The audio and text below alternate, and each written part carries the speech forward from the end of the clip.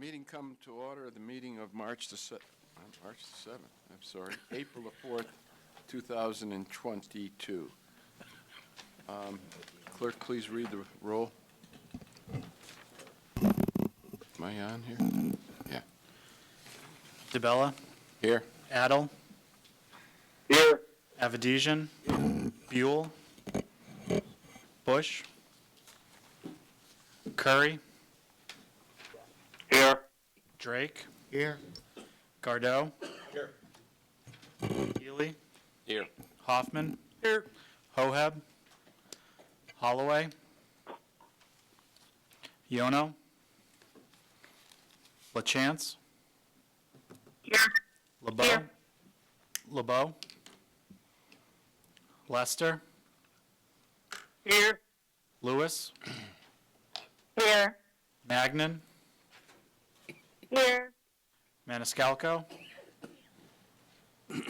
Mandyke, Here. Murata, Payne, Here. Patel,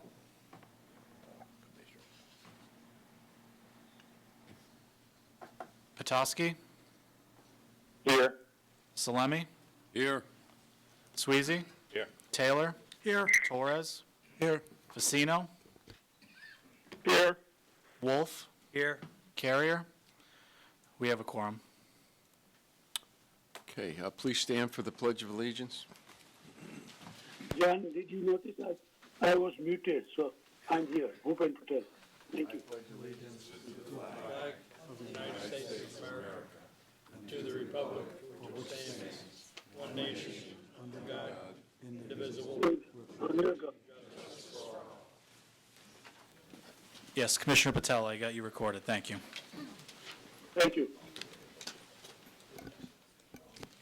Okay, item 4, approval of the minutes of March the 7th, 2022. Is there a motion? So moved. Second. Are there any additions or deletions? If not, all those in favor, please signify by saying aye. Aye. Aye. Opposed? Okay. Item 5, public comments relative to agenda items. I know there's some people that want to speak tonight, so what we'll do is you can now come forward and speak. You 3 minutes, public hearings. And if you have something, you can submit it also to the clerk if you have something in writing.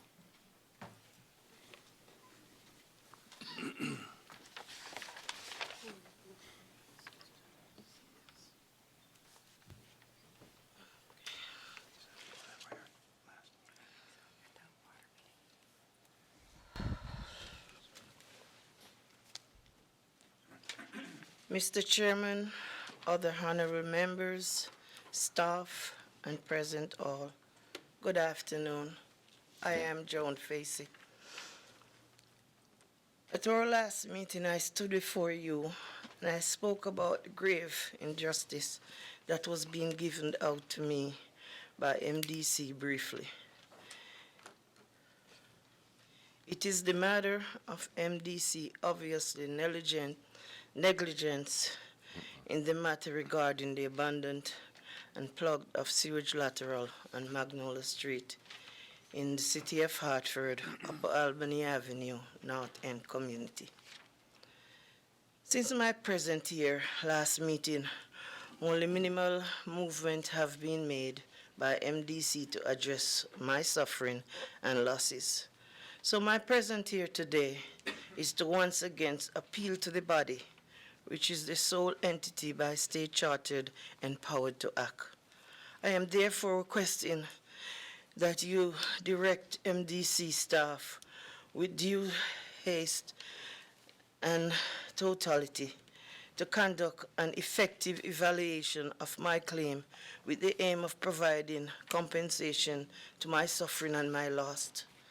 I am making this request. I'm guided and reminded by the past. There was a case in Glastonbury where members in the 90s or early 80s, when MDC had to actually compensate a family in Glastonbury after their home was flooded with water. The compensation include even the actual purchase of the property. Mr. Chairman, that was MDC pristine drinking water entered into the home, which the owner claimed caused lasting mold damages. Imagine my home, more than 2 weeks of raw untreated sewage that was allowed to flow, settled, and piled up in and stayed in the basement for several weeks because. Mr. Chairman, this is Gary LeBeau here. I just wanted to check in. Thank you. I am reminded not very long ago, about 18 months or so, just across the border in West Hartford, MDC contractors was doing some work over there, and some sewer was allowed to surcharge in some properties. That story was on the local news repeatedly by several days. I remember seeing the Honorable Chairman along with MDC CEO and other staff meeting there and making promises to the people who suffered. So I'm left to ask, why is it that I have been treated so differently and so poorly? Why is my community treated so badly by MDC? Mr. Chairman, where is my Calvary? When will it arrive? I'm appealing to you guys to have a heart. On June 30th, I was in a car accident, total, and I was left to die. And in the same time, all of this has been going on. I'm suffering. I still can hardly walk. I'm walking by faith, trying to hold my head up. My husband died. I'm by myself. I'm asking, please adjust it. I have a restaurant sitting there that I cannot fix because all the plumbing is infested with all the sewer and everything, and nobody tried to come and help me to even clean the place up and get it sanitized. We are human too. Thank you.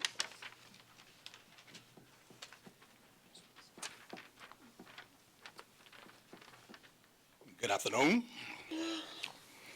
to Mr. Chairman and members of staff and all who are here today. My name is Caleb Eason, and I'm also a shareholder in the Upper Albany Avenue area of Hartford. And thank you mostly for allowing me to speak today. I'm here to support Joan and those directly impacted by the sewage that was allowed to pile up in the basements of the properties in and around 65 Magnolia Street, because our church home is completely attached to Jones' Jones' property also. As you know, Mr. Chairman, Magnolia Street is the Upper Albany area of Hartford's North End, and we have endured injustice and differential treatment for many years. Environmental justice has been one of the sore concerns of most people in and around our part of the world. Environmental injustice has led to the devaluation of communities and the degradation of life, as well as life as we know it, and how we are treated says a lot about those who mistreat us. MDC can begin to repair the damages in its reputation by addressing these concerns raised today. The community must be made whole, and when one property is devalued, when even one family is degraded, all of the community is likewise devalued and degraded.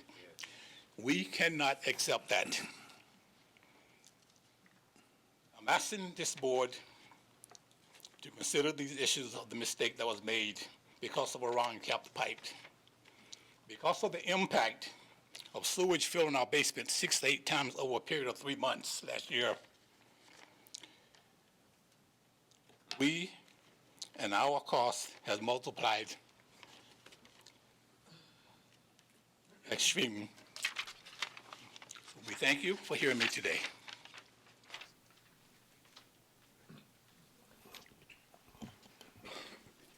Mr. Chairman and other members, staff, and who are here today, good afternoon. My name is June Lyons, and I am a stakeholder in the Upper Albany area of Hartford. I live on Sargent Street, not very far from Joan. Thanks for allowing me to speak today. I'm here to support Joan, and all those directly impacted by the raw sewage that was allowed to pile up in the basements of the properties in the area around 65 Magnolia Street in Hartford, including the neighborhood church. I am also here to complain about how I have been personally treated by MDC staff. I requested and applied for a backwater valve for quite some time now. And in spite of repeated calls and attempts to engage MDC staff, to date, nothing has happened. My understanding is that such a device might help mitigate the general surcharging of sewage during extreme flooding conditions. Myself and others were told at a community meeting a few months ago that this device, along with a sump pump, was available at no cost to residents in our community. So, I am asking this board to also direct MDC staff to address my particular backwater valve and sump pump concerns. As you know, Mr. Chairman, Magnolia Street is in the Upper Albany area of Hartford's North End. Many of us are personally investing in developing and preserving the dignity of our communities. We view the matter of environmental degradation as a very serious matter. We're also very cognizant of how our communities have been treated so differently from how other communities are treated. Why can't we be given the same level of service and respect as others get? Poor environment leads to poor outcomes in communities and how people live. It affects their health and their livelihoods. We have children just like any other community.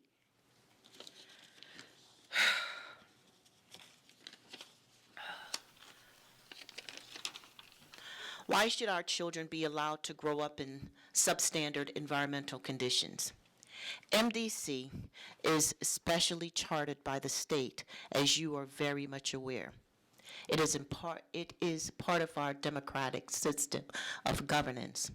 Over the years, I've witnessed the unfair and disrespectfulness of how MDC treats this community, in particular minority contractors, to residents in this particular black and brown community. MDC, you have been this Goliath who have gone untouched and unfazed by the outcry of people in this community. I leave you with this final message. They got scales to weigh elephants. We expect that our representative represent us. And I want to note that I just spoke to a gentleman here from MDC who says that we can meet tomorrow to see what's happening. I'm going to hold you guys to that. And with that, I would like to say thank you very much for your indulgence.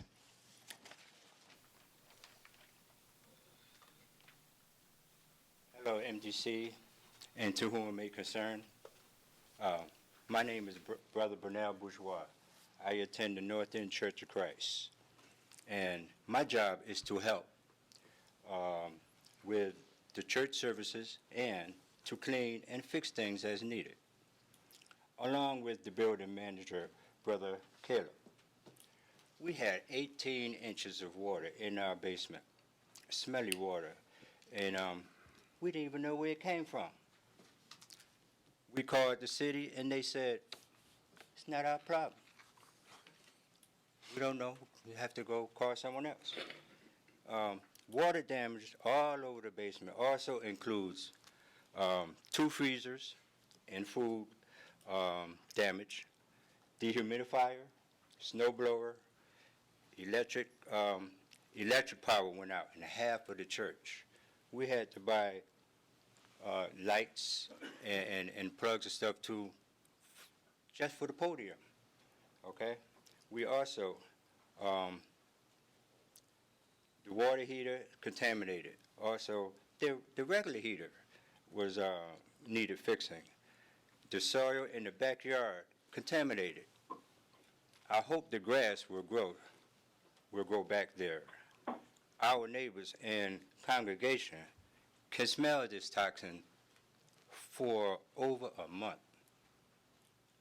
our church members had to walk in this water and track it in the building from outside. Now, babies and kids cannot even play or crawl on that rug. And we had to buy a water pump. We had water everywhere. Sometimes the pump would work every half an hour or so. And then it started going even more, 5 minutes at a time, even overnight. I had to throw away like 6 large garbage cans of clothes that for the community that we pass out when we do hot meals for the community. Also, the basement still needs a lot of work. And the clothes that I had to throw away, that was heavy, trying to get that to the front of the to the street to throw away. All this was not normal, regular church duties, but we had to do what we had to do to keep the church going. Thank you for listening and your help in this situation.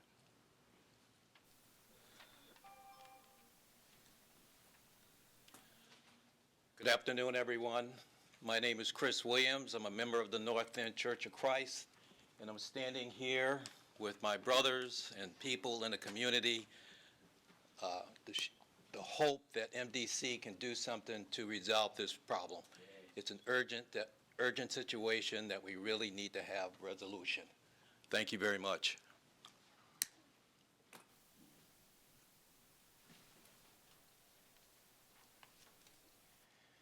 Good afternoon, Chairman DeBella, esteemed members of the Commission. For the record, my name is Tom Delnicki. I'm the State Representative for the 14th District South Windsor, and I'm addressing item number 12 on your agenda here tonight. The intent of my amendment is very simple and very limited. It would allow the 4 non-member towns commissioners, commissioner from South Windsor, Glastonbury, Farmington, and East Granby, to be able to vote only on water rates. That would be the only thing that they would have any purview on as members of the commission. Currently, you've got 29 voting members of the commission that can vote on everything. With the addition of those 4 members, you would have 33 that could vote on one issue. And again, this is a case of fairness, because I hear from constituents every time there's a rate increase, what can I do to stop the rate increase? Well, I think that if you were to empower those 4 non-member town commissioners, at least the people in those communities would know that they have not just a voice, but a vote on the commission. It's fundamental fairness. And I'd like to commend your chief counsel, I believe that's Attorney Stone's title, for reaching out and beginning a dialogue pertaining to this issue. And I would hope that we can come up with some language working with Attorney Stone, assuming the commission is amenable to that, so that we could have an amendment to 322 that would ensure that the only issue that the non-member town commissioners would have to vote on would be water rates. Again, I go back to the question of fairness. I go back to the concept of no taxation without representation.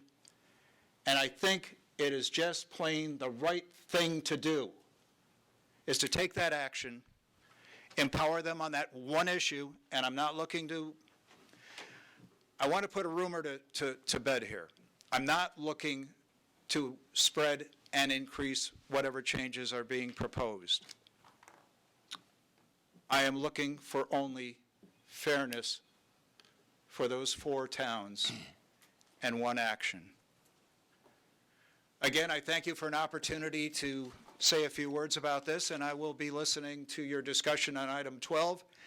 And I honestly hope that each commissioner does the right thing here, takes that into account, and empowers those 4 commissioners to have not just a voice for their people in their communities, but a vote for their people in their communities. Thank you.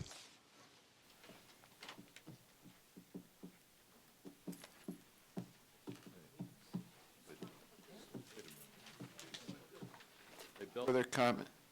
Ray? You know, these people were here a month ago, and now they're back this month, and I still don't understand 100% their problem. So could we at the next meeting, whether it's corrected or not, at the next meeting, Scott give a full report to the full board so we understand their concern? I'm not saying we're wrong. I don't know if it's a City of Hartford problem, an MDC problem, but I really don't know. So I'd like staff to give us a full report on the problem these people have had. I mean, when you have 6 to 8 times. It was referred to BPW. Then let them report at the next meeting. Well, Scott can give a report at the next meeting. We've been working for a month. Yes. I'm not saying you haven't, Scott. I'm just saying I don't know the problem. I'd like to understand that. I knew the problem they had in West Hartford. We went out, we put backflow preventers in, we corrected things that some were illegal connections that weren't even through, zoning. So maybe. But we're doing that in Hartford. I don't know, but if we could have a report, thank you. Okay.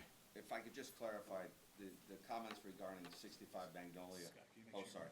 The comments questioning 65 Magnolia is what we've been working on. There was some other people who spoke tonight on flooding in their properties, which we will have to review if there's written testimony, we'll check up on those addresses, and we can look into the backwater valve. But in terms of the 65 Magnolia, we've been working on that with the city.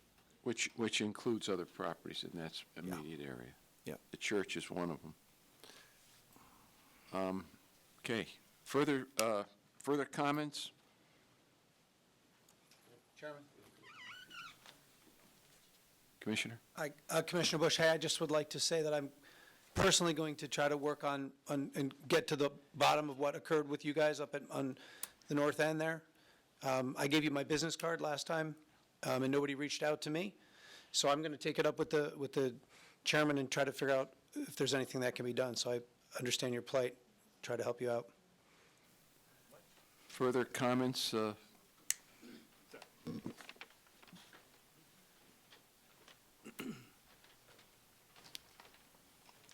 For the record, my name is Ellsworth Cross.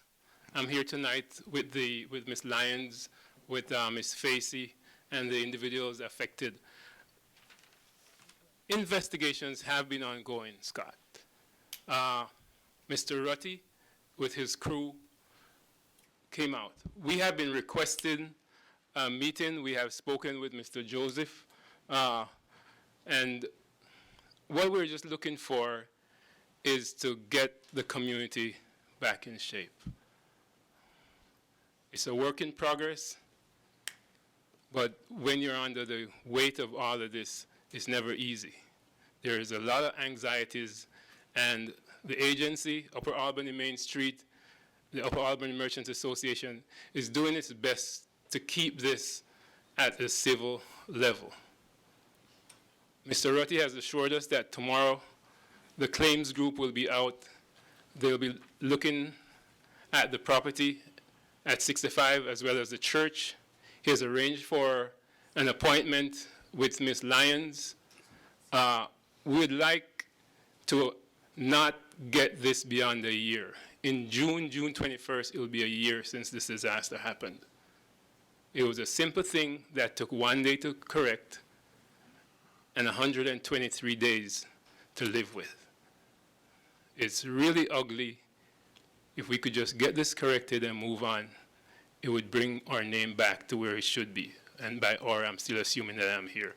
But we just want this rectified. Scott, I know that you're an action person. Thank you. Further comment? If not, item number 6, no report here. Item number 7, report from the Chief Executive Officer. Yes, Mr. Chairman, thank you. I only have one item tonight, and I've mentioned this at numerous meetings throughout the year. We received a letter from Senator Kevin Whitcos last year concerned regarding our fees that we were charging for our launching of boats at Lake Medina. I promised him and assured him we would review that and bring that back to the Water Bureau, which we did this past last week, the 23rd of March. And the rates that were proposed and adopted in 2021, we reviewed those with the Water Bureau.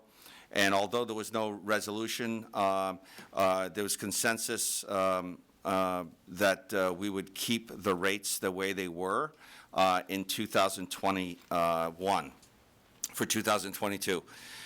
We are still looking into, post-COVID.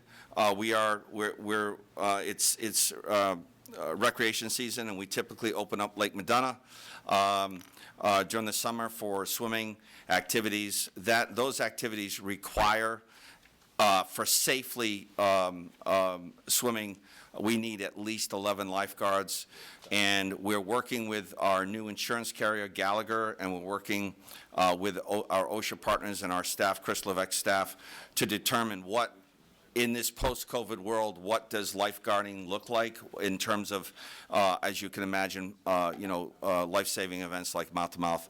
So we're trying to figure those issues out quickly, and then trying to figure out if there's even a market. We've struggled over the last number of years. As you know, the last 2 years we were not open because of COVID, but we do struggle in this environment to get enough lifeguards to have a safe opening, a beach opening. So I just wanted to report that, the discussions that we had at the Water Bureau, and it's an ongoing discussion regarding the lifeguards and Lake Medina opening. So I'll report back to Water Bureau and back to the full board next month. And that's the report. Mr. Chairman. Ray. At that meeting, I'm sorry, Commissioner Sweezy. Chris Levesque, if you could help me. On the revenue side, keeping the rates the same, we still lose approximately $40,000 a year, approximately. We still lose. I mean, we don't recoup our money. We still take a pretty good-sized loss for the amount of income we take in, and that's why we said we'd leave the rates the same as they have been. That's all. Thank you. Further questions? Okay. Item number 8, there's a report from the council. There's going to be an amendment. We're going to move this. Yeah, after After you want to do it before or after? Let's do it after. I just have a few intros, if I might, Mr. Chairman, and then we'll move on to that.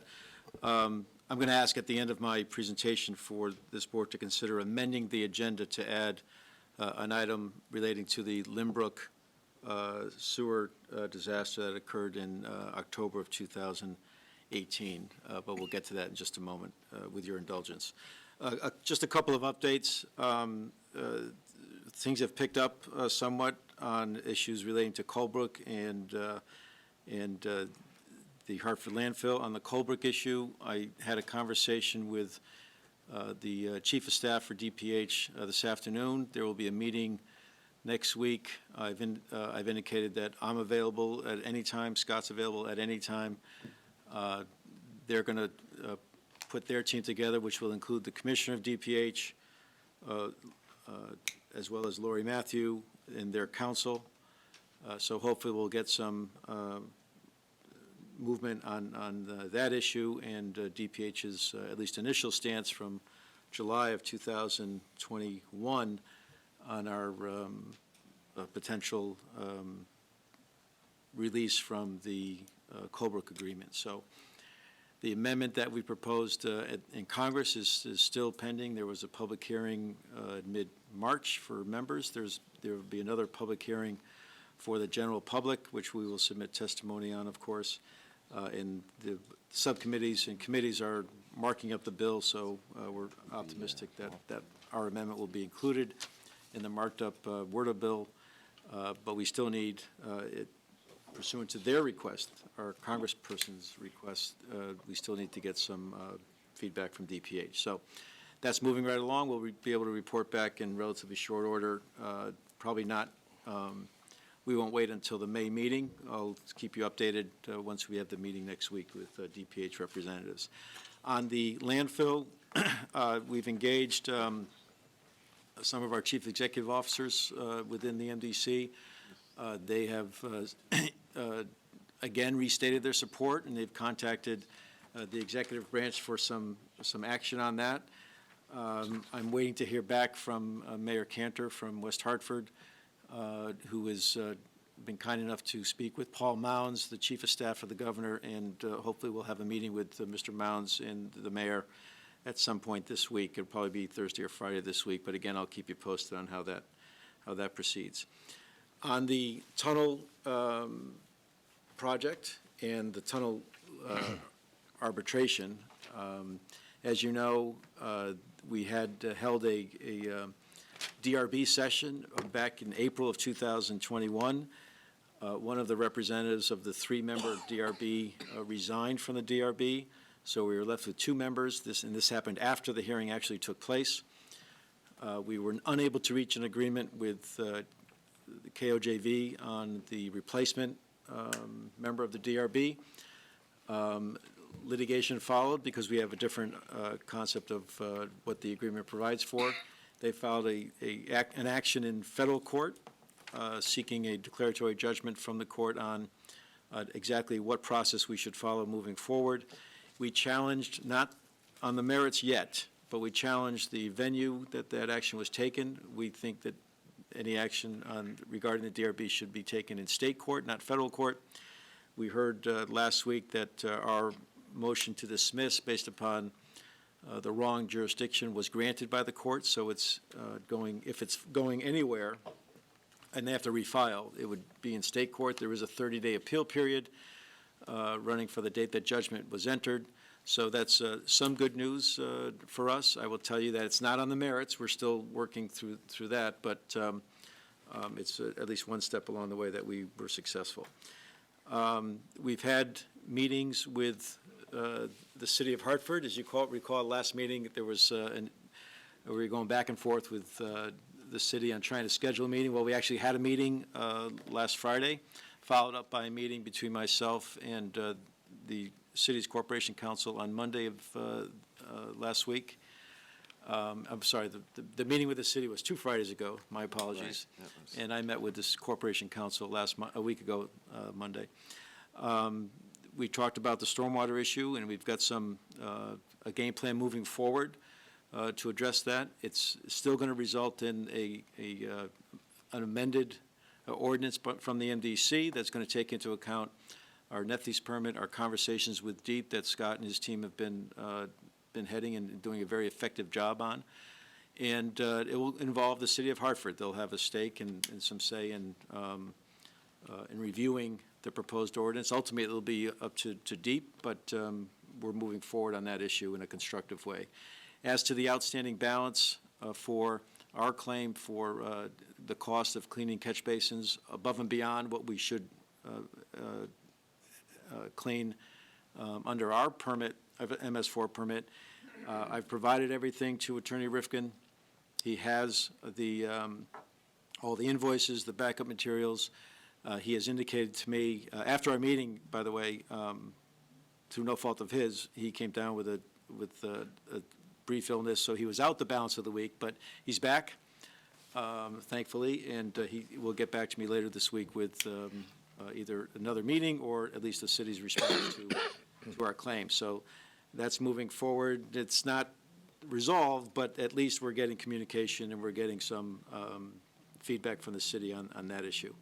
And then finally, and again, if there's any questions on those 4 things, please let me know. But otherwise, if there could be a motion to amend the agenda to add the Limbrook case on for proposed settlement discussions, that would be So appreciated. moved. Second. Okay, the first motion would be a motion to amend, I'm sorry, a motion to, amend the agenda, which requires a two-thirds vote. And this would be the motion that would be introduced. Is there any objection to the motion to amend the existing agenda to put this before the body? If not, John, would you proceed with an amendment? Yes, Mr. Chairman. And we want this Call it 8A. 8A. Okay. The agenda item will be titled Consideration and Potential Action Regarding Potential Settlement of Pending Litigation, Precision Trenchless LLC versus Certex Multicom LLP, possible executive session. Thank you, John. If I might, Mr. Chairman? Is there a second? Second. Okay, go ahead. Okay. Thank you for that. I appreciate your indulgence. We've been working on preparing for trial in this case, but there's been some significant action over the past 2 weeks or so towards a settlement, and it was just at 5 o'clock today that or 4:30 today, excuse me, that we received word that there is a proposed settlement that has been accepted by all the participants in the litigation with the exception of the MDC, which is why I've asked that it be put on the agenda tonight for your consideration. As you recall, and with me tonight, or with you tonight, is Attorney Bill Sweeney, sitting next to Chris Levesque. He was involved in this litigation as well. He's done other work for the NBC, and he's done an excellent job in this particular case. You're all familiar, I'm sure, with the incident. It happened in October of 2018. There was a lining installation within Limbrook in West Hartford. The liner failed on or about October 18th, 2018, and it caused a significant blockage in the sewer pipe. It's a rather large sewer pipe, and as time passed, backups began to occur within Limbrook. We went out, our staff crew went out and did a remarkable job, frankly, in addressing what was a significant problem that could have been significantly worse, but for the actions of the MDC. There were meetings with the neighborhood after that. I'm sure you all recall. We met with the mayor. We met with residents. Scott was there on a number of occasions. The chairman was there, and some of you. I think Commissioner Bush was there. I don't know if you were a commissioner at that time.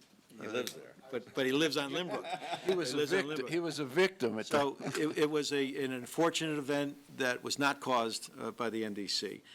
There were several parties involved. We sued our contractor, which was Ludlow Construction, and we sued the lining installer, which was Precision Lining. In addition to those two parties, there were two other parties that were brought in. One was a manufacturer. The other was a sub to the manufacturer. So we had a rather complex litigation. All cases got consolidated into one case. Our damages totaled realistically $1.117 million, so $1,117,000. That includes mitigation for the sewer backup, restoration, cleaning, et cetera, structural repairs to property, personal property claims, which we paid replacement costs, but the law in the state of Connecticut, in most states, is that the value of lost personal property is the value of the property at the time of the loss, not a replacement value or purchase value at the time that the property was purchased. We've got attorney's fees of just under $200,000 at this point, but we add up the numbers, and it's the 1117. The parties have agreed, and they've split up the liability. They've split up the contribution to settlement, excuse me, to pay the MDC within 30 days of today the sum of $1 million as settlement. We highly recommend the settlement. There's always a risk in trial. There's additional costs, obviously, with trial. And also have to bring out approximately 23 or 24 residents of West Hartford to come in and testify about their damage. So you're really buying, the insurance is costing you about $117,000. I think it's well worth spending. It resolves the case, and we can move forward. I'd be more than happy to answer any questions which you have. Attorney Sweeney's here to answer any specific questions about the litigation.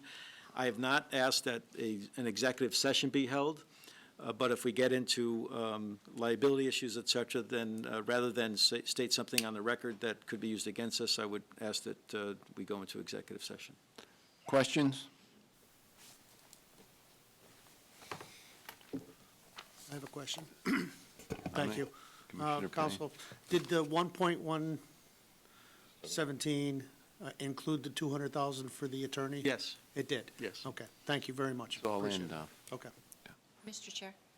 Jackie, Commissioner Mondike, I'm sorry. Me. Mr. Chair, have we already, like, all of our expenses have already been paid, correct? They have.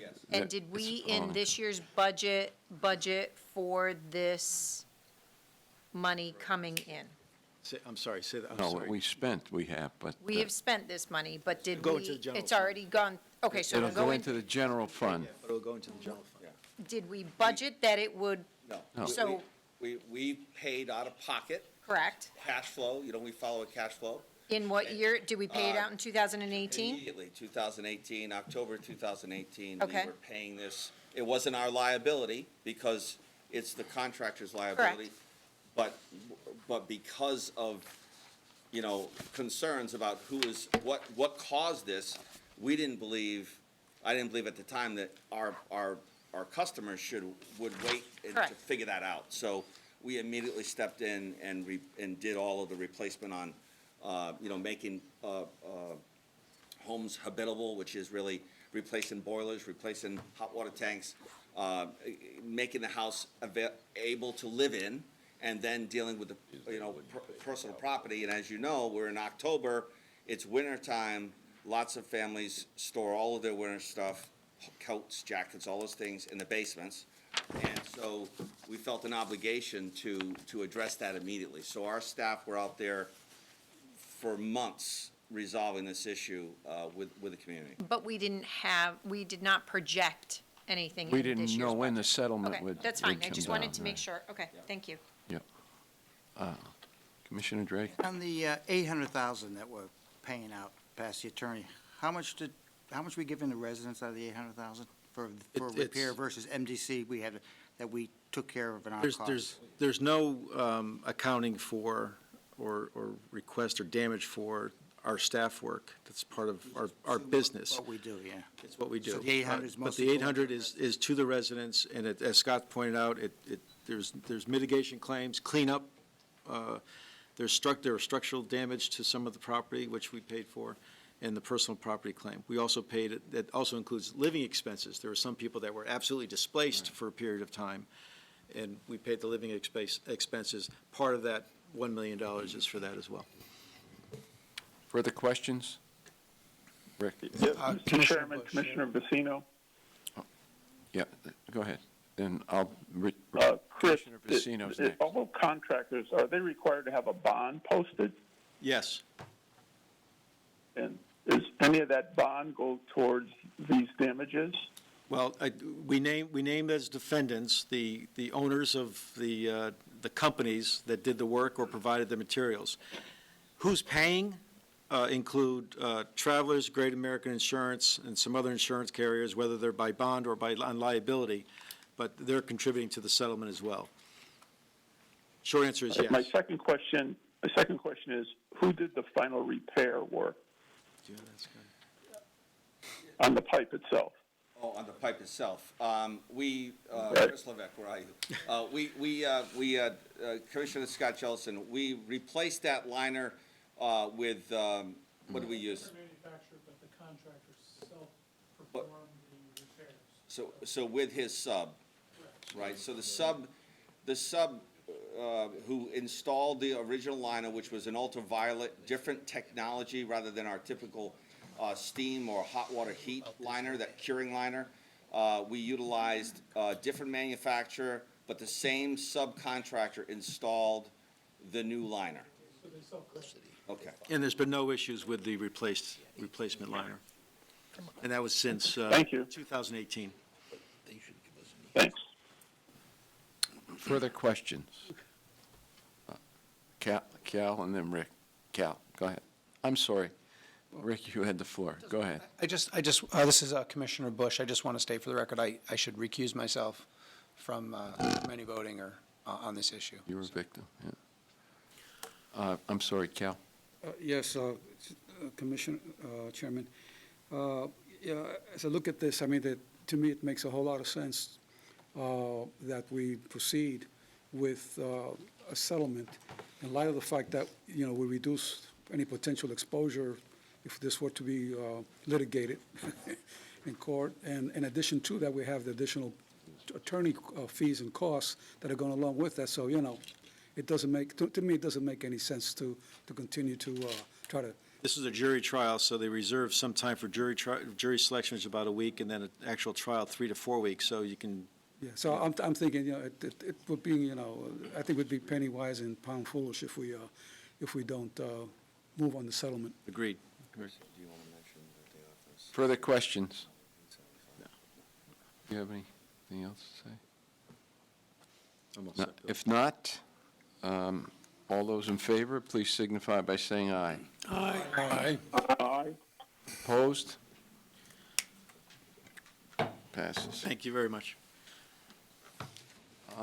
Item number 9, report appointment of commissioners to the Ethics Advisory Board. Is there a motion? Actually, let me state the motion. Excuse me. The names Commissioner Wolf, Commissioner Lewis, and Commissioner Patel will be the 3 commissioners appointed. Commissioner Gardeau and Commissioner Hoffman will be the alternates. Is there a second? Second. Okay. Discussion? No votes necessary. No, the appointments were made, I'm sorry. Okay. Board of Finance, item number 10, a consideration and potential action regarding Wickham Hill DWSRF 2000-7102. Is there a recommended action, receive a report, and adopt a resolution? Is there a motion? So moved, Mr. Chairman. Moved and seconded. Second. Discussion.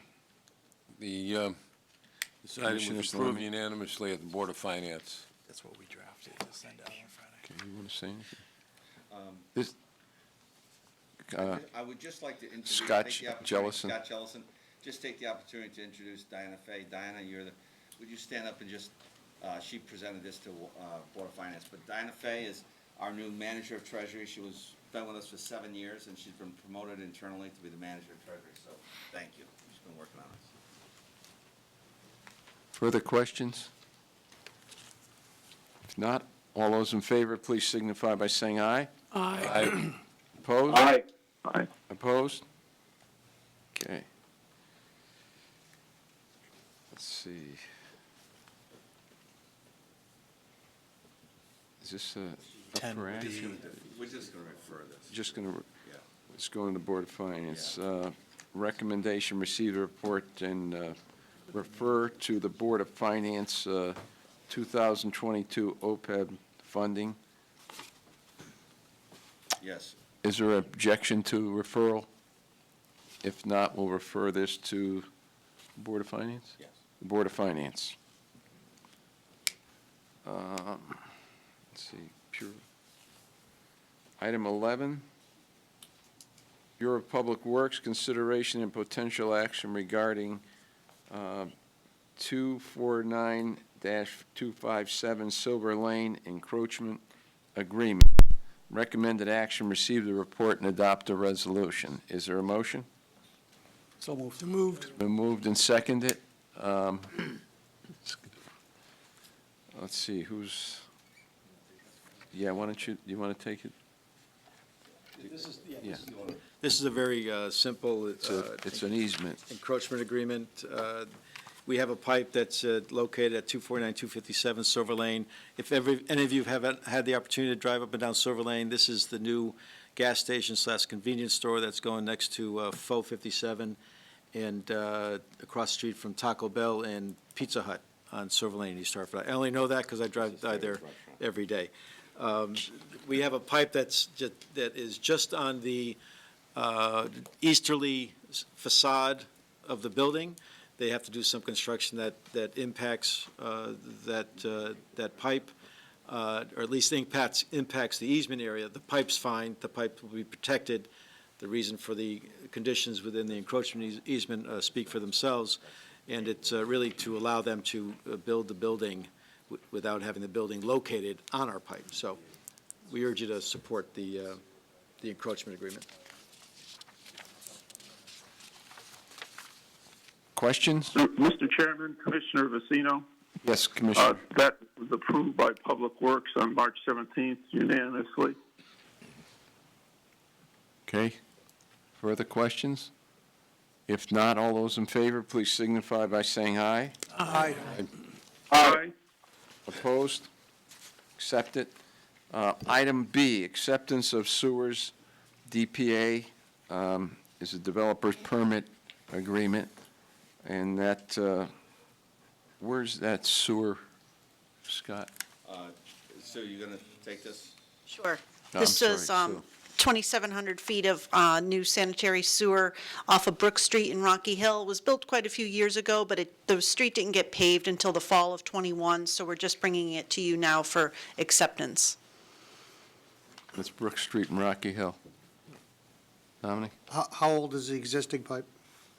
No, this was a new this is a new development. Oh, sorry. So No it was problem. built in around 2013 to 2015 time period, but it didn't get paved until December of '21.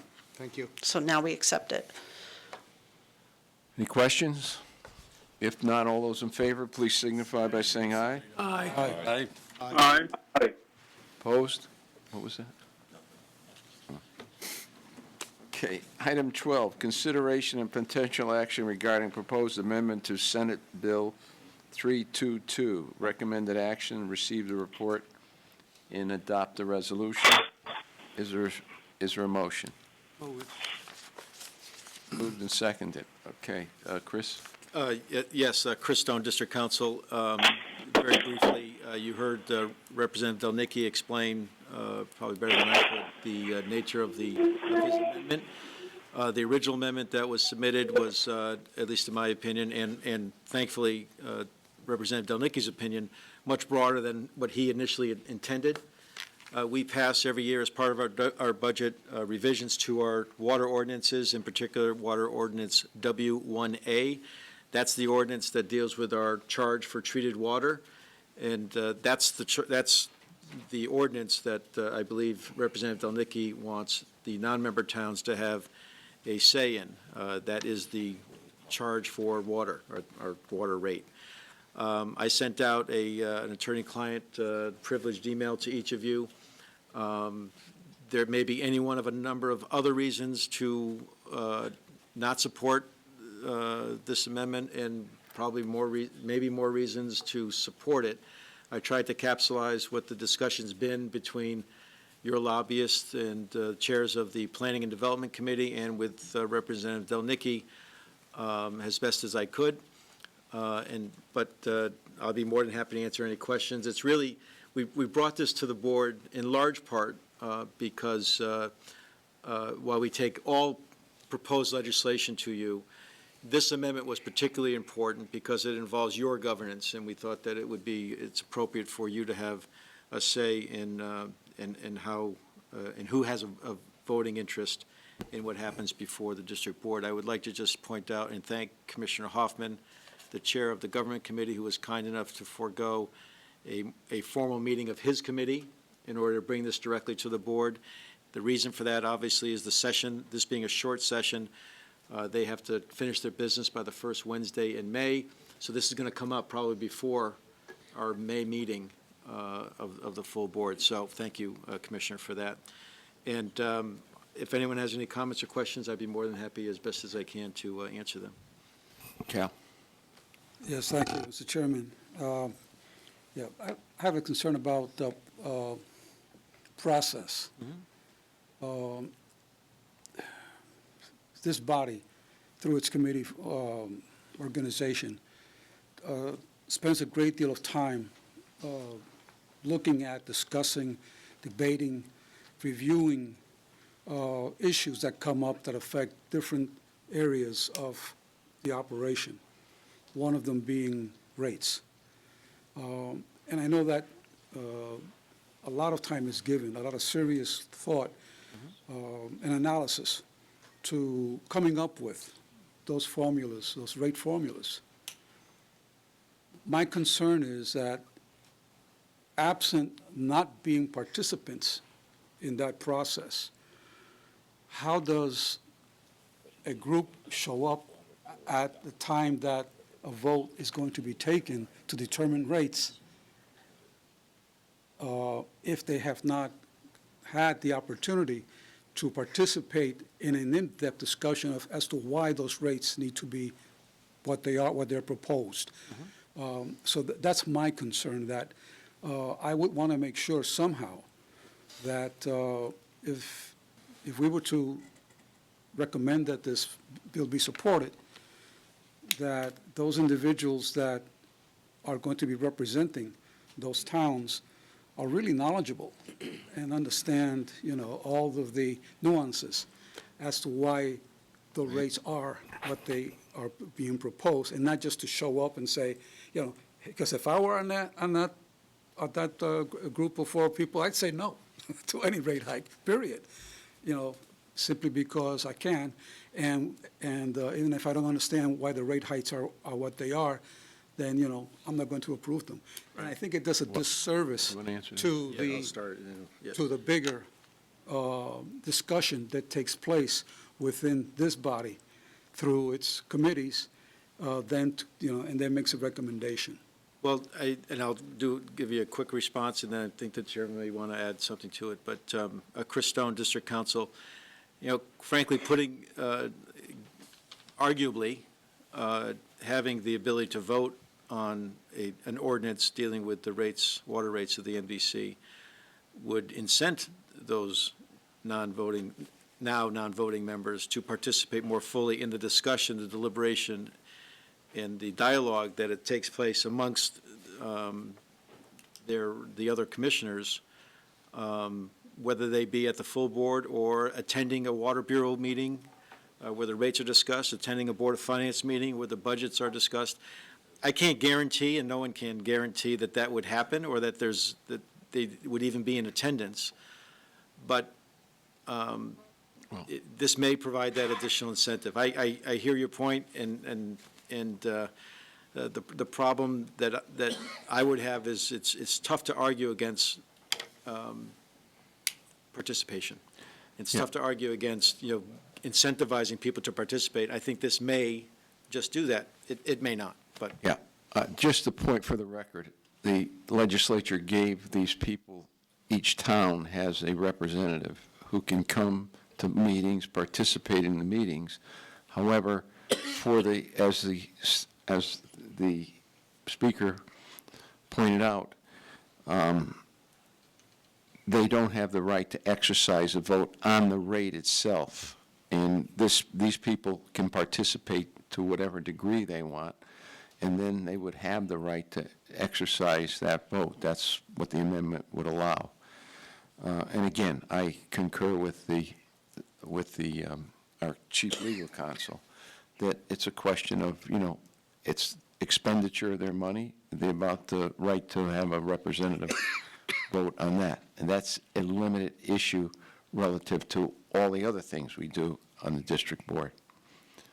Mr. Chairman, I believe they have the right, but as chairman of the Water Bureau, these commissioners that have been appointed, Witt from I don't know his last name, but the fellow Witt from Glastonbury, he used to attend our board meetings, sit, and then a woman took his place. She came a few times, but I've never seen anybody from East Granby here. New Britain has a vote on the water budget. I know last year, the last couple of years, that individual has not voted, has not attended the Water Bureau meetings.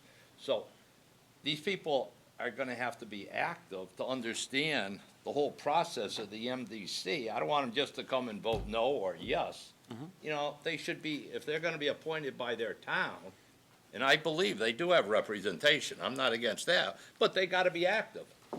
Well, And I don't think, Chris, it's, by that vote, you're gonna see them here next meeting or the meeting after. You know, I think that's part of accountability. Right. As an appointee, that, you know, if the town that they're appointing authority sees for, 5, 6, 7 agendas in a row that they're not present, well, they've got to hold them accountable. Not you, they've got to hold them accountable. And maybe that will lead to, Once they're appointed and they have the voting right, if they only come that one night, they're really not giving justice to our member towns that are the majority of the water.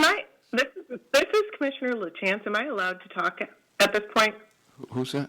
chance. Commissioner LaChance from Glastonbury. Sure, go ahead. I just want to add, like, I attend every single meeting. I don't talk much because I can't vote. That's all I'm going to say. Okay, thank you. Commissioner Salemi? Yes, thank you, Mr. Chairman. I do think that there should be representation for folks that are paying the bill, basically, and how that gets transformed to a vote. I'm not sure. I know what Commissioner Squeezy was talking about. I mean, from time to time over the year, we've had actual commissioners that don't show up and don't participate, don't cast a vote. So, I mean, I don't want to impugn the integrity of people just because they're from a non-member town.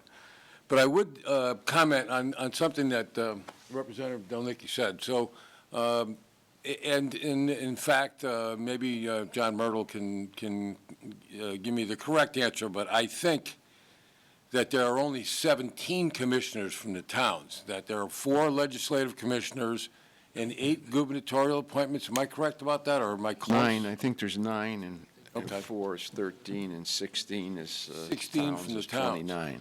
So you'd be increasing representation, by 25%. You'd be going up 25% from 16 to 30, you're going up 4 to 33. Yeah, well, no, I'm talking about just the towns, because they would represent the towns. There's Right. no chance for them to have a gubernatorial appointment, and theoretically, the legislative appointees could represent anyone. They're not just representing the town they live in. They could represent any part of the district. But so it's 16, and we'd be going to 20 for representation from towns. That's basically what we're saying. On the water rate. On one vote on the water bill only. Yeah, on the water bill. But, there are other, you're making it, or I shouldn't say you, but I mean, it's been made to sound like they can only cast one vote a year on the water rate. But I see that as any vote on the water rate along the way is that they could cast a vote on if the district board is casting a vote. They're not members of any of those committees that would consider. I said, if the district board is casting a vote on the water rate, Right. they have a vote, they That's have a correct. vote. That's correct. And, there may be more than one vote at the district board on the water rate. District board, there could be, there's been more than one in the past where we've changed it. So, but regardless of that, my point was the representation, a level of representation. So, East Granby, there are far less than 1,000 customers in Granby, right? 22,000 and change, right? 2,000, I think 2,200. In Granby? Yeah. Okay. So South Windsor is 2,000 or 2,100? 6,500. South Windsor is 6,500. Oh, are you talking about Farmington. customers? Yes. Okay, all right, go ahead. That's why I wanted you to. Glastonbury has 6,800. Is that the number? Is it that? Are we certain about that now? You got Farmington? 9,800 total of non-member town customers between the 4 towns. Farmington is like 700 or 800? No, it's 400 and change. Okay, all right.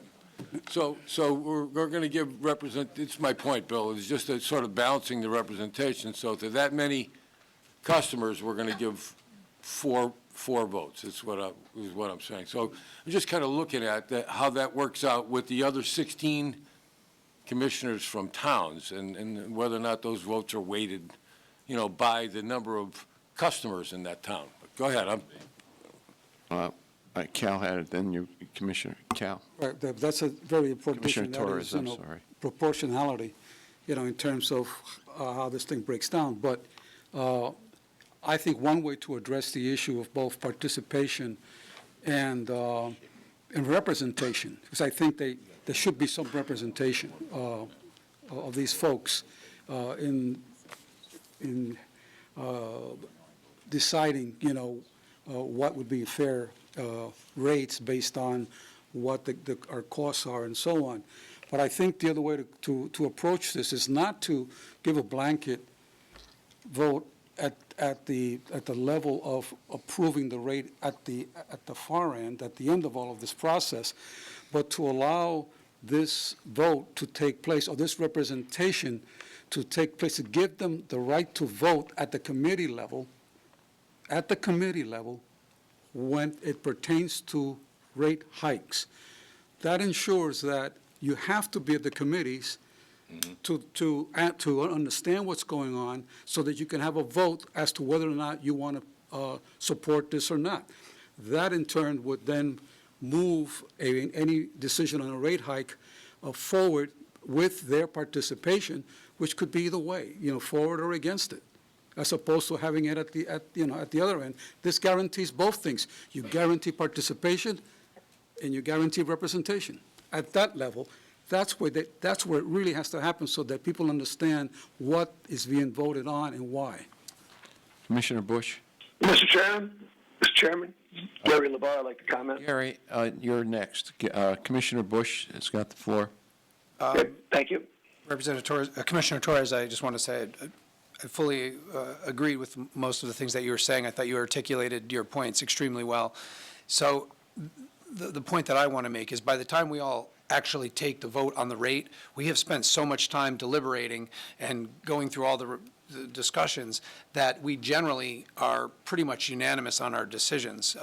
So I think that adding 4 additional votes, most likely, unless there was some contentious discussion, wouldn't necessarily sway the vote. And I think that they would be I think that having the ability to participate in the committee is really the only way that you can understand how the vote is created and how the rate is created. It's impossible to come in and just say no to a rate without understanding it. I wouldn't be able to speak to it if I hadn't spent a couple of years learning how to do it, and you still hardly know. It requires significant participation of all the members of this board to figure out the rate. I mean, and all the arguments that Commissioner Sweezy has and everybody has to save money here and to save money there. I think it's critical that the people who are paying for the water have an understanding of how the, quote, sausage is being made, because it's not just a rate that we come up with willy-nilly. It's very well thought out, very strongly debated, and at first I was opposed to it. Now I'm like, bring them on. Bring more 4 more votes. It would be great. Commissioner LeBeau? No, thank you, Mr. Chairman. I agree with the prior comments regarding service on the committees. I think it's essential that because that's all the background that we all discuss, and we have some feeling for why things are the way they are and why they're finally presented. But there may be a more elegant way to do this. You mentioned that, and I would send this to. I'm sure Representative Delnicki, who's my good friend, is listening to this, I hope. But there's a more elegant way to do this is that the governor has 8 appointments. The legislature could say that 4 of those appointments would be from the non-member towns. That would make them full members. They would have appointments to all committees. They would have votes, and it would basically allow non-member towns more weight on all of our elements here, But the important thing is that there already are people being appointed by the governor. If 4 of those were, I'm just suggesting this is a possibility, that they were designated to be from the 4 non-member towns of the 4 of the 8, and then that would be kind of an open and shut case in terms of they would have to vote on the remainder of this on the water rates. So I throw that out there as another possible way of approaching this. Thank you, Mr. Chairman, Commissioner Curry. Yeah, I've got, I think Commissioner Patel had his hand up. Commissioner Patel and Commissioner Curry. It's not fair. Yes, what I was thinking, that on a water rate, why can't we develop a formula based on number of homes we serve and weighted vote? So at a committee level or any other level, when they vote, there is a weighted vote based on number of homes we serve. They're talking proportional? Yeah. There's 9,000. That's my comment. Non-members. That's true for them. Is that total? Total, There's, all 4 towns. there's 9,100, Roughly 9,200. 9,200 voters of the 4 towns that are non-voting members right now. And what's Rocky Hill, please? Rocky Hills. Rocky Hill is a member town. I know that. How many water rate payers? 24,000? So the out-of-town, we have 1 representation, is what I'm saying. So if Granby only has 1,600 to 2,000 East Granby has ratepayers, 221. okay, and Rocky Hill has, South Windsor has 2,000. Nobody responded to my response. saying is Rocky Hill only has 1 vote, and we have more people. The numbers don't, how can a town with 2,000 have the same representation as the town of Rocky Hill? Well, it's only on 1 vote. I know that, but it's a major part of the budget, the Water Bureau. The water, That's right, exactly. One of the most important parts. one of the most important budgets, the water rate, what all our ratepayers pay. Well, it's I'm not different. against it. It's I think also we different, should have too. representation, but I think it's got to be worked out. It's also different, too, that they don't, that's a vote on the Clean Water Project, too, the funding of the Clean Water Project, which in the non-district towns, it doesn't affect. Yes, some of the capital improvements, you can have a conflict of interest, speaking from only perspective of their towns where they get water. Okay, Commissioner Curry? Yes, I definitely No, support. Commissioner Curry. Oh, Curry. I'm sorry, I thought you It's said off. Torres. Thank you, Mr. Chairman. I wasn't planning on speaking on this, but Representative Delnicki's proposal certainly, shall we say, in a lot of discussion back and forth. And first off, to Commissioner LeBeau's proposal, no.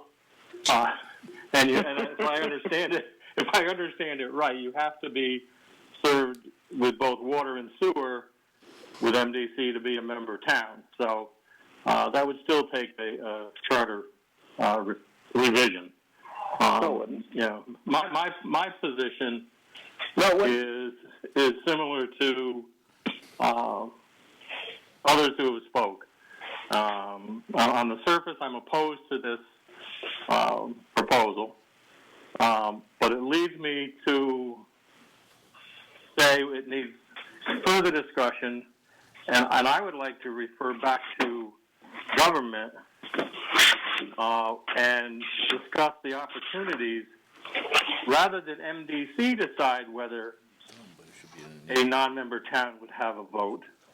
Let the non-member towns themselves make that decision by having the opportunity to become, and it would take a change in our church charter, but to allow non-member towns that only receive water service to become a, let's call it Class B member, with those that receive both services, Class A members, and giving the opportunity for those towns to say, we would welcome the opportunity to buy into MDC's membership, because it wouldn't be free, because they're going to have to now pay some of those costs that only member towns have to pay for.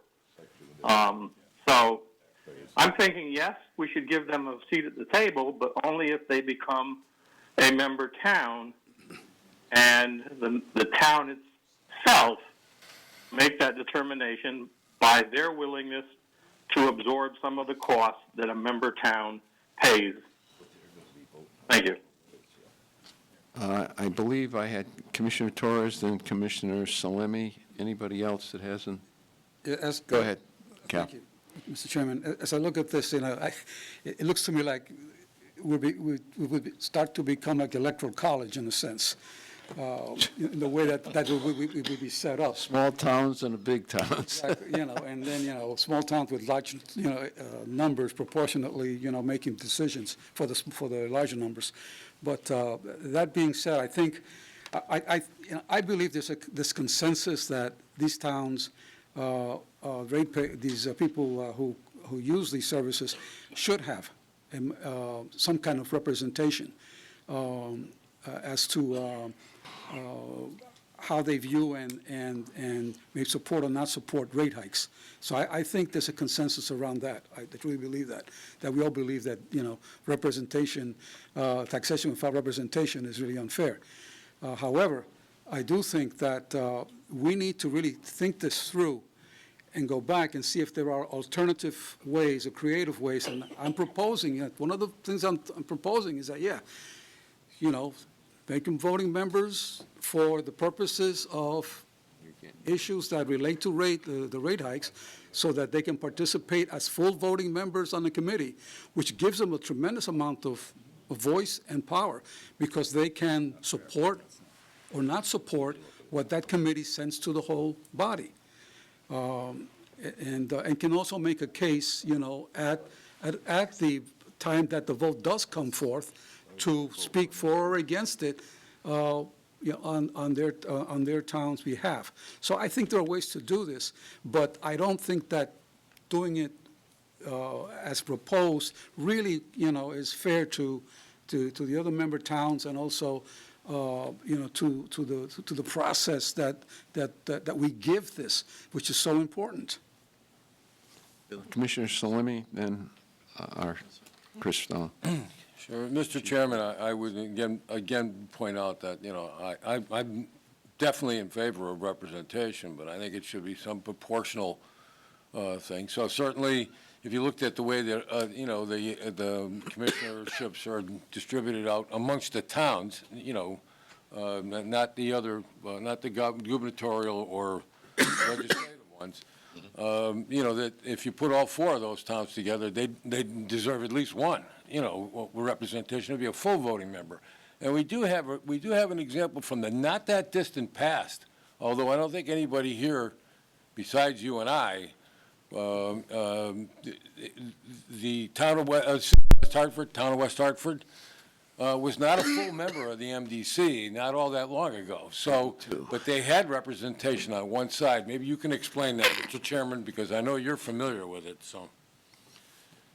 You mean the West Hartford? Yeah, when West Hartford was only a part member of the MDC, they weren't a. Well, they never were a part member. We town. provided them service similar to the other towns. Contract. In 1982, they asked to come in, bring in sewer, and then water. So they have an obligation under the statute that we had that they could become a member by virtue of the fact that they are serviced with both water and sewer. And they were the last town. We always were 7. They made the 8th town, and that was, I believe, 1982 that they came in under that basis, that they would be full members because they were getting both water and sewer service, and they're paying for that. So they came in with four members, but they had members previous to that when they were on the water side only. It's my understanding that No.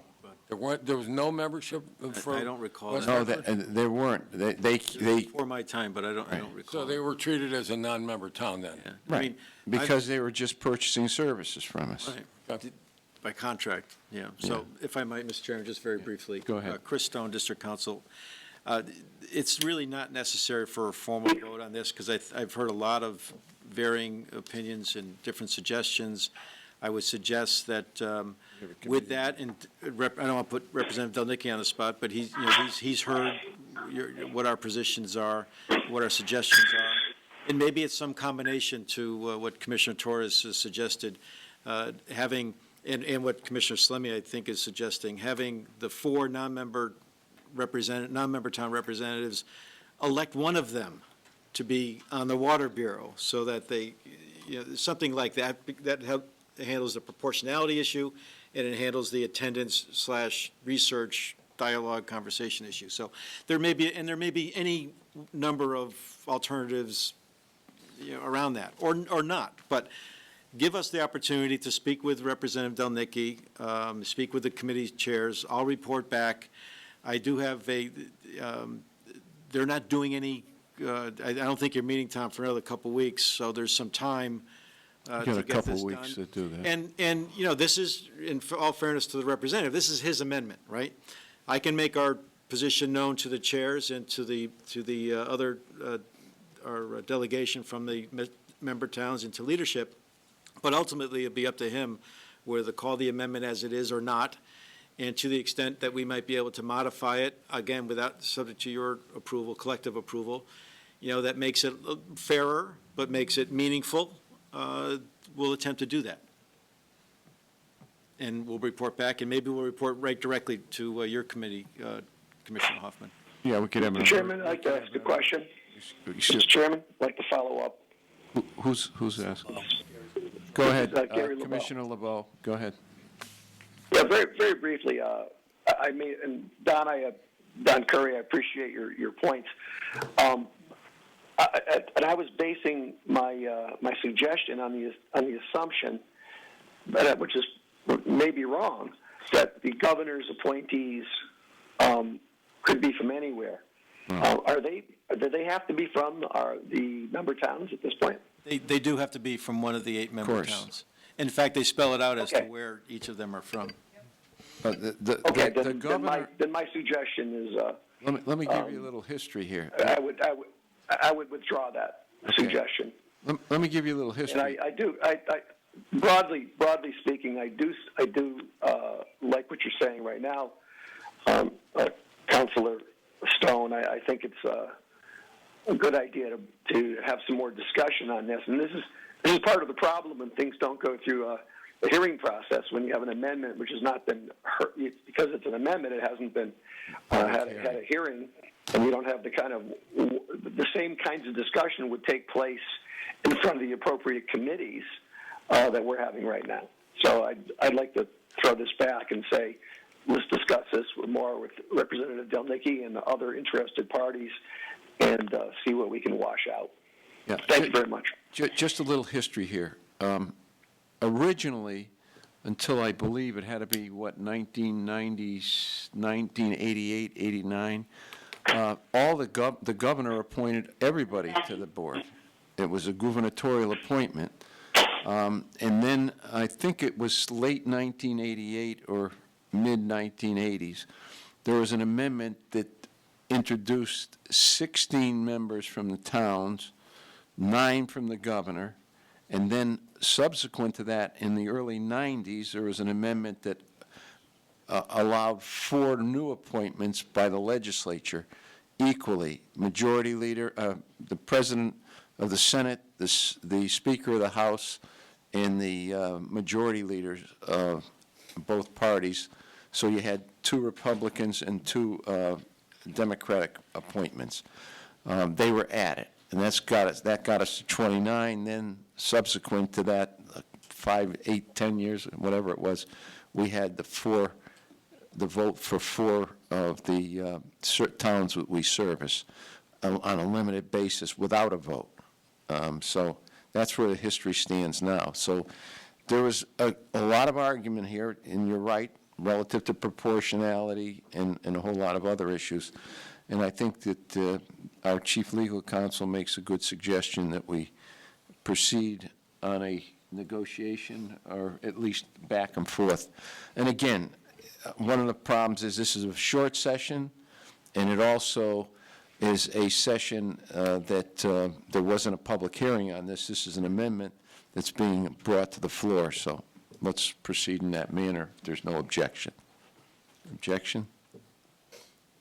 Okay. Item number 13, opportunity for general public comment. Public comment. Item 14, commissioners' comments and questions. I got one. I'm sorry. Over the last few months, I've been reading a lot of editorials on the redevelopment proposal at Brainerd Airport. Could we, at the next meeting, have the 2006 report? Probably only 5 or 6 of us were here then, that, you know, everybody talks about the proposal the MDC is in favor of, and I'm not saying I'm against it, but I'd like to see that proposal so all the board members could see it and we take a stand. Are we in favor of that or we're not?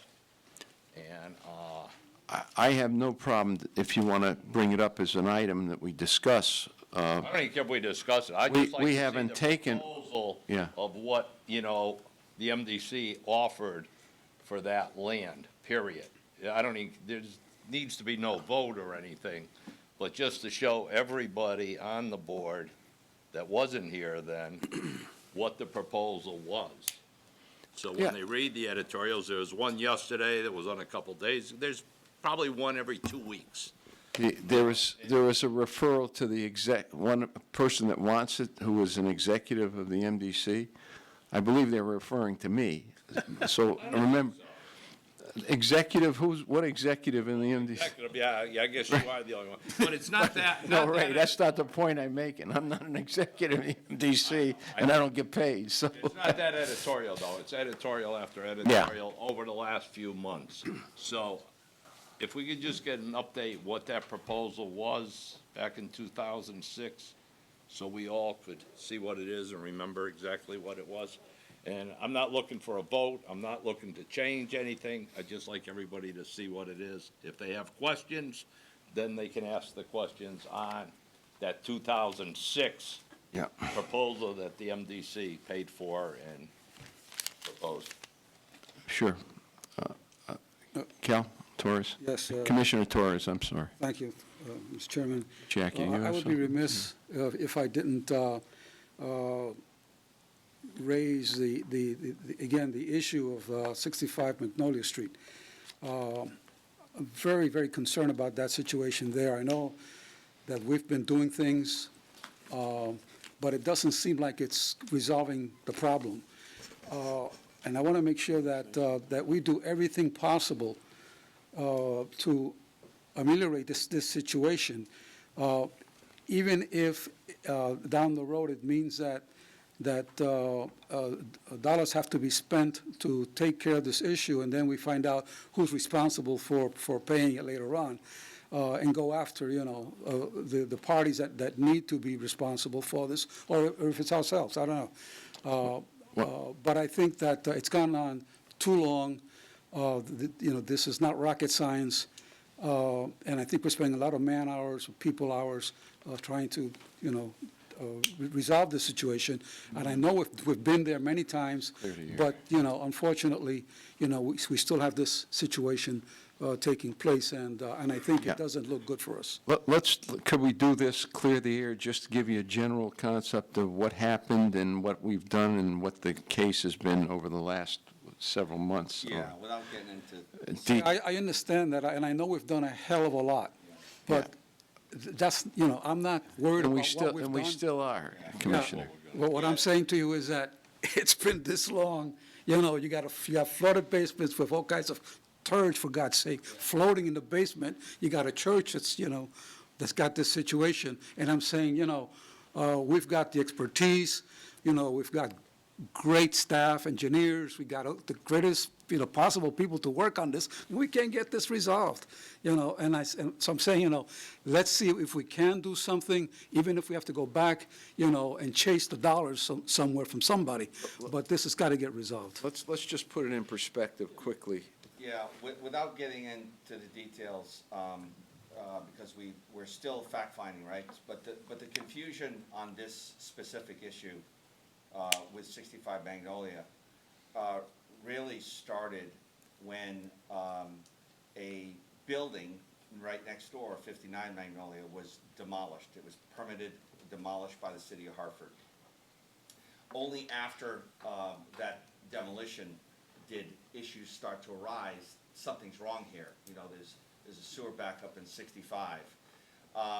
So we worked diligently with the city trying to understand what happened, how it happened, and we're doing a fact-finding to understand, you know, what the city's role is in this and what our role is. I've had our staff out, you know, trying to understand what does the sewer system look like, and we weren't sure if the sewer system went through 59 Magnolia and into 65. Some of our records show the dates in which 59 Magnolia was built and what 65, or really Albany Avenue, was built. The dates don't match up. What we do know right now is that the sewer system that feeds 65 Magnolia and this Albany Avenue property, which is connected, 59 Magnolia was built on top of the sewer that served that property. So as you can imagine, in 1917, there probably was not a lot of permitting processes that went through. So, Commissioner, I completely understand. We're trying desperately to figure out what happened and how it happened.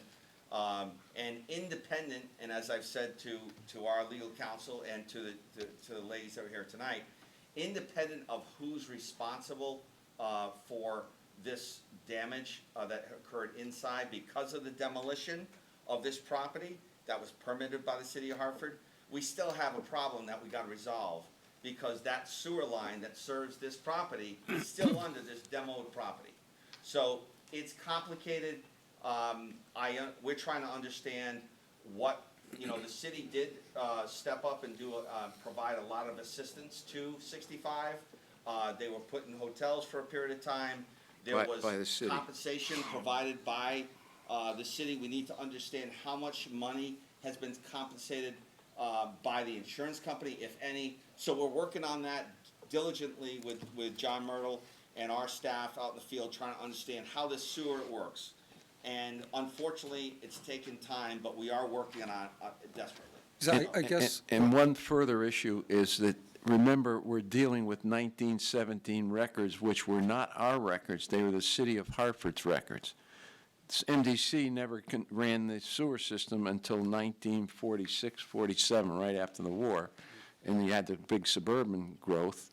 So we weren't using our documents. We're relying on documents that the city provided, and then they were in more than one location and by age. So there's a lot of problems here, but I think Scott's right. Yeah, I guess, you know, I understand all of that, and I, you know, I've heard this prior to it, but here's my thing.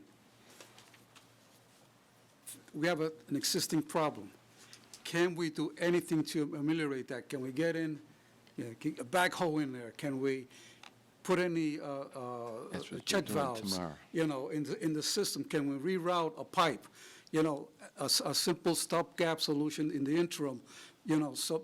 Because these other issues are major issues, and they have to be resolved, and I understand all of that. You know, it takes engineering, you know, studies, it takes all kinds of things to be done. But in the meantime, you know, these folks have that problem. Short-term, Commissioner, I just want to assure you, short-term, the service was restored by the city of Hartford, and unfortunately, this service is underneath the foundation of a demolished building on 59 Magnolia. So right now, this is a matter of, for the Ms. Facey, she's looking for, you know, compensation of some sort for what happened. The issue that we have is that, and we got to work out the issues with how much, how she was compensated by the city of Hartford, how she was compensated by the insurance company, but even more importantly, that we've got to find a resolution. As you know, that the sewer lateral from the main to the property is owned by the property owner. So now we have their lateral, which serves Albany Avenue and 65 Magnolia, one physical property that's under an abandoned, demolished house. So the long term is we've got to they need a new lateral to bypass this demolished property. So I completely understand your point. We're desperately trying to figure this out. I may be misunderstanding this. Are they still saying that they have a continued flooding issue of sewage? No, their Is flooding that- issue is over. Now the is that issue over? is compensation. So what about the church? Same with the church.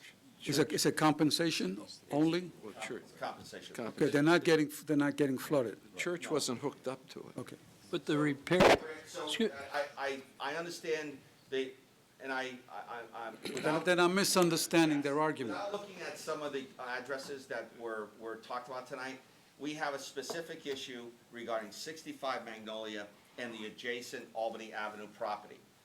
Some others talked tonight about flooding, and without looking at the addresses, I don't know if those addresses are talking about the August 28th and September 1st and 2nd storms that were, related to street flooding and all those things. I can't comment on those until I look at them, but we are working on the 65 Magnolia and the Albany Avenue surcharging event that occurred specifically because of the demolition of 59 Albany, which, was No, permanent. 59 Magnolia. 59 Magnolia, sorry. So we are working on those details to understand what happened. Thank you.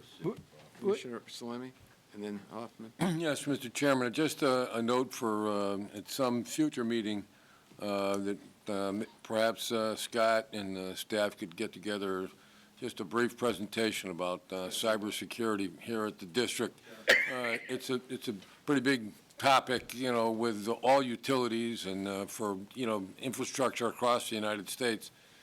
By comparison, the MDC is relatively small as far as by comparison to other water companies and other utilities or public utilities.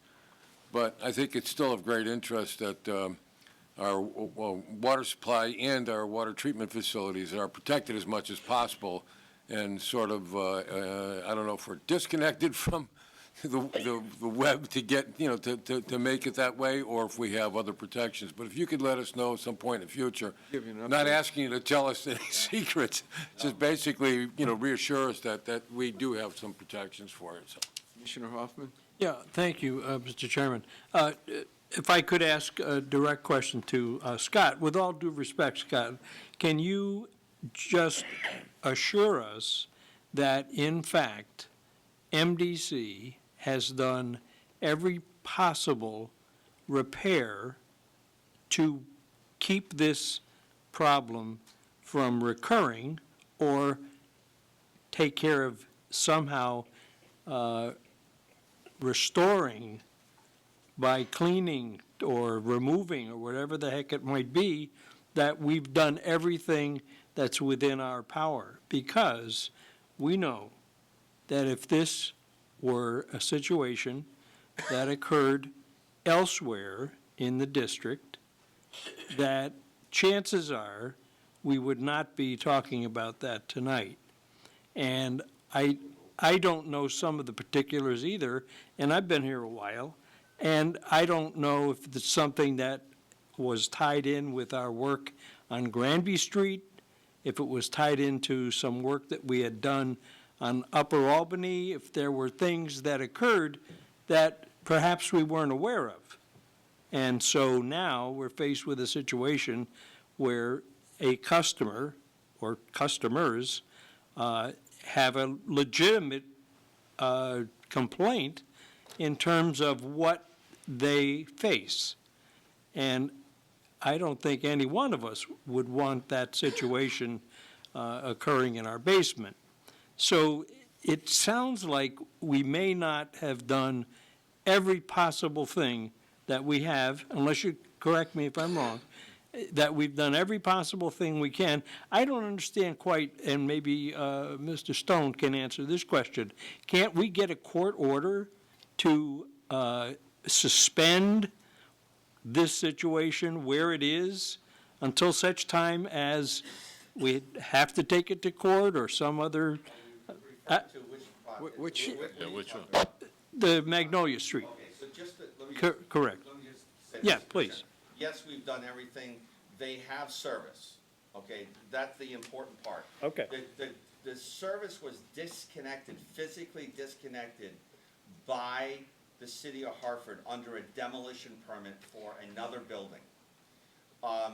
Unknowingly, that this that served this property was physically underneath and connected to 59 Magnolia. So we're trying, so there is service, and I think there clearly was a misunderstanding that there's still something happening there. That's not true. Okay. So the service is provided to the property. By the The city. long-term problem is the service is underneath the demolished building. So we have two issues we gotta worry about. Who's liable, the city or the MDC? And we're working out those issues. We've, like I said, been out there physically to see, like, did this pipe go through the foundation of 59 Yeah, and then yeah. over to 65? Or we now know it's physically underneath the building. And 59 was connected to the same building, so when they disconnected the service, thinking it was just for 59, it was actually serving another building that neither the city nor the MDC was aware of. So it's not the city's fault, it's not our fault, but the question now is, who's liable for that? We're working out those details, but the property has service, but we're concerned about future liability. And so part of the solution and any settlement that we have with Ms. Facey should include making sure that a new service lateral is connected to her property onto Magnolia, bypassing this old lateral. But we can do that. We can. We can. But we don't, but there's a lot of things we don't know. Right. And we need to ask through legal counsel, because we need to understand what are the damages. We don't have a good understanding of, we know the city paid certain things. We don't know what insurance companies paid, so we don't want to double pay. So we have to understand that from the property owner, and those are the things we need to work out. I guess the bump in the road for me to fully understand this is, can't we worry about the actual liability 2 years from now or 6 months from now? But the stink is there, and that's not going to go away, by itself. So, And the properties are hooked up. yeah. And that's the important thing. Yeah, That has stopped the bleeding, so to speak. That stops the damage. So we have achieved practically a status quo moving forward, where there's no additional contamination or discharges All right. I got into this person's property. Did the city have ServPro clean the property? I believe they cleaned the basement, so we're gonna be back out there tomorrow. So we've been out there a couple of times, but the city, in the immediate fallout of the demolition, and then once the city and us started to understand that there was a problem on another property next door, and again, this is a very common thing that's happened in the city of Hartford, over the last 100 years. This is not the first time we've seen this kind of a scenario. But the city of Hartford stepped in, to their credit, and provided services to this property owner, which included the initial cleanup. It included housing people in hotels for months during this process. So what we need to understand is what has been paid out. The immediate problem is over. Now it's a long-term issue, and I believe the financial issue of reimbursing Ms. Facey is, it's a combination of understanding from the city of Hartford and the insurance companies what was paid out to date, and what is our liability associated with that. As you know, I don't want to get into the details about a permitting process for demolition, but we have, some issues to work out with the city, and And- we're working on that. In the second issue relative to the valve, the backflow valve is a separate issue. That was a question that was raised at a community meeting where I believe the woman's name was taken and Well, we had how a it lot felt. of, we had, and I reported this at Water Bureau and at BPW. We reported those storms August 28th and then September 2nd and 3rd, whatever the dates were. August it It was was. a 200-year storm, 200-year storm. The storm system on Albany Avenue is designed to handle less than a 10-year storm. So, you know, I'm not trying to say that the properties that came tonight are part of that, but we had a number of people complain about water in their basement, water coming through their front door. Dave Ruddy and Chris Levesque were out there and we investigated all of them. And it's either 3 or 4, but we only had 3 or 4 surcharges from sewer to people's basements out of all of those properties. The rest of them were due to literally water coming into the property from the street, from the front door.